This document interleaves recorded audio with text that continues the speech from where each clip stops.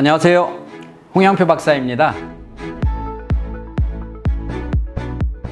우리나라의 현재 여러 가지 유아교육부터 초등 혹은 중고등 전반적으로 여러분 어떤 분들도 우리나라 교육 체계가 잘 이루어지고 있다라고 생각하는 분들은 아마 많지는 않을 거예요. 특히 입시제도에서 바꿔지지 않으면 그 아래로는 전반적으로 바꿔지기가 참 힘듭니다. 왜냐하면 아직도 우리 어머님들 생각에는 올바른 인성보다는 좋은 대학이 더 많이 자리를 잡고 있지 않나요? 사실은 교육자인 저 안에도 그런 내면이 자리 잡고 있는데 어머님들은 오직 하시겠어요. 예를 들어서 우리가 대학 입시가 다양한 아이들을 뽑겠다라는 선에서 그래서 줄 세우기식이 아니라 다양한 아이를 뽑겠다라는 걸로 입시 제도가 많이 바뀌어 있지만 사실은 그 다양하다는 것 안에도 역시 한계가 있습니다. 얼마 전에 지금 국민의당 당대표가 된 이준석 씨 학교 다닐 때 이야기를 언뜻 들으면서 내가 공감되는 게 하나 있었어요. 하버드 대학을 들어가 보니까 자기가 1학년 때 들어와 있는데 정말 국가로도 인정받지도 못하는 그런 아주 열악한 나라의 친구가 들어와 있더라는 거예요. 그런데 그 친구는 영어도 못하고 자기처럼 수학이나 과학도 자기보다 못하는데 들어와 있더라는 거죠. 근데 그 친구가 들어오게 된, 즉 입시에서 그 친구가 통과를 해서 들어온 입시 사정관제들이 그 사람을 뽑은 이유는 유일하게 하나더라는 거예요. 그 사람이 내가 공부를 열심히 해서 힘들고 어려운 우리나라를 구하겠다. 애국심이더라는 거예요. 자, 그 애국심은 다른 무엇보다 가장 높게 평가를 받았다라는 이야기를 들으면서 역시 교육의 선진국이구나.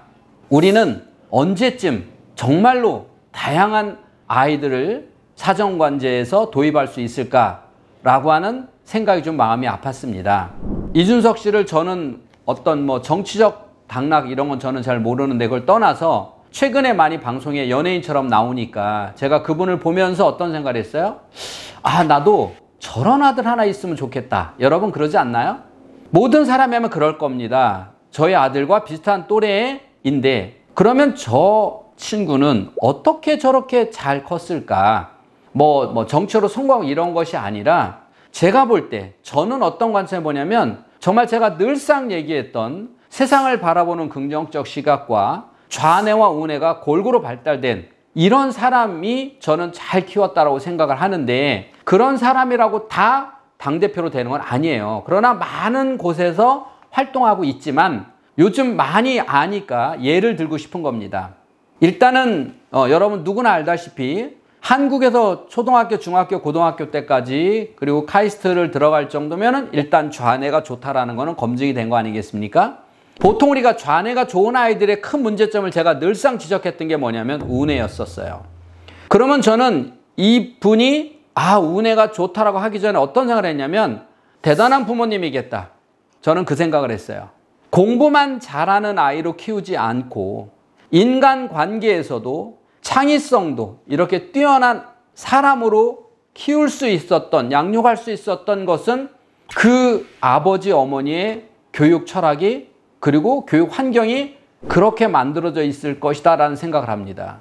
여러분 토론을 할 때 보면 순발력, 재치 이런 것들은 창의성이 없으면 할 수 없는 겁니다. 그러한 것들은 단순히 공부를 잘하고 하버드대를 나오고 지식이 엄청나게 많다고 해서 할 수 있는 이야기들은 아니라는 거죠.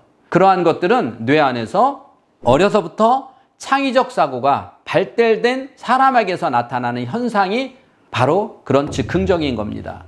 거기에다가 또 하나 사람을 보여주기 위한 것이 아니라 처음부터 따르릉이라고 그러죠. 자전거를 타고 출근을 한다든지 지하철, 즉 사람 속에서 함께 할 수 있다는 것은 사람이 어색하지 않다는 거예요. 내가 어느 위치에 있든지 사람이 어색하지 않고 사람이 좋다라고 하는 것은 그것은 이 사람이 앞으로 어떤 위치에 있고 어딜 가고 이걸 떠나서 일단은 좌우뇌가 잘 맞은 상태에서 어려서부터 부모가 강요된 공부가 아닌 자연스러운 창의적 공부를 시키지 않았을까라는 생각이 든다는 거예요.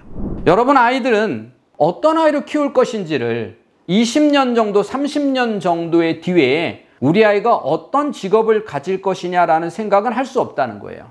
왜냐하면 여러분 빌 게이츠나 이런 사람들이 어려서부터 고등학교 때부터 그때부터 이 친구가 나는 이런 사람이 될 거야 그런 생각을 안 했다는 거예요. 다만 어떠한 일에 최선을 다하고 열정을 다하는 사람과 그 하나에 몰입을 할 수 있는 그런 사람으로 만들어져 있기 때문에 이미 준비된 사람이었다는 건 확실합니다. 예를 들어서 제가 뇌 검사하면서 가장 힘들어하는 사람이 누구냐면 무기력한 사람을 제일 힘들어합니다.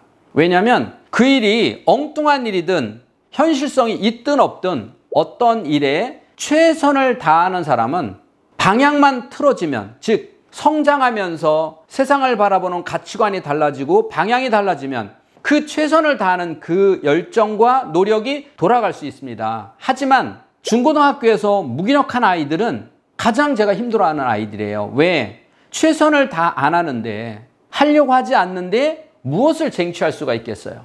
아무것도 쟁취할 수가 없다는 거예요. 그래서 여러분들이 이렇게 어떠한 모델을 보면서 야, 우리 아이를 저런 아들로 키우고 싶다, 저런 딸로 키우고 싶다라고 정하면 지금부터 그런 사람으로 만들어야죠. 다시 말해서 생각만, 나도 그렇잖아요. 나도 저런 몸을 갖고 싶다, 저런 몸짱이 되고 싶다 라고 했으면 어떻게 돼요? 그날부터 바로 운동을 시작을 해야죠. 그런데 운동하지 않으면서 맨날 건강해야 되는데 특히 이제 나이가 한 60 넘어간 사람들 만나면 맨날 하는 소리가 뭐예요? 건강이 최고야. 자식 필요 없어. 돈도 필요 없어. 건강이 최고야. 맞아요. 다 건강은 최고야 라고 말하는데 실제로 건강을 관리하는 사람이 얼마나 있냐는 거예요. 우리 아이를 어떤 사람으로 만들고 싶다라고 하면 지금부터 그렇게 만들어갈 수 있는 엄마들이 몇 명이나 되냐는 거예요. 그 몇 명의 엄마 아이들이 나중에 컸을 때 다른 사람의 또 멘토가 된다는 사실입니다.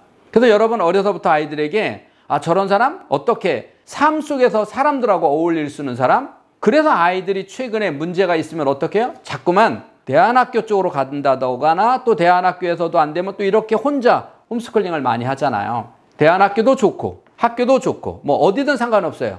어울리도록 그 안에서 자꾸 해야지 여기서 적응이 안 되면 또 다른 곳에 가도 역시 적응은 안 될 거라는 거예요. 그러니까 그 안에서 왜 적응이 안 되는지, 우리 아이에게 어떠한 문제점이 있는지 그것을 찾아서 우리 아이를 바꿔야 되는 거고, 우리 아이의 문제점은 결국 우리 가정으로부터 나왔다 그러면 우리 가정으로부터 나와야죠. 여러분, 많은 사람들 중에서 우리 아이의 멘토를 선정해 보세요. 정말 중요한 겁니다. 먼저 멘토를 선정했으면 그 아이처럼 만들어가는 사람이 결국 그 아이 같은 사람을 만들 수 있다는 겁니다. 여러분, 오늘은 우리 아이가 나 같은 사람을 만들 거냐, 우리 남편 같은 사람을 만들 거냐, 아니면 우리 둘이 합친 조금 더 나은 사람을 만들 거냐, 아니면 또 다른 곳에서 정말 우리 아이의 멋진 멘토를 찾아서 그 사람 같은 사람을 만들 것인지를 한번 곰곰이 생각해보고 오늘부터 장기적 프로젝트를 가지고 실천해 보시면 반드시 여러분 아이의 미래가 그렇게 될 것입니다. 혹시 하시다가 안 되시면 저한테 바로 연락 주세요. 제가 바로 댓글 드리도록 하겠습니다. 지금까지 인간수업의 홍양표 박사였습니다. 감사합니다.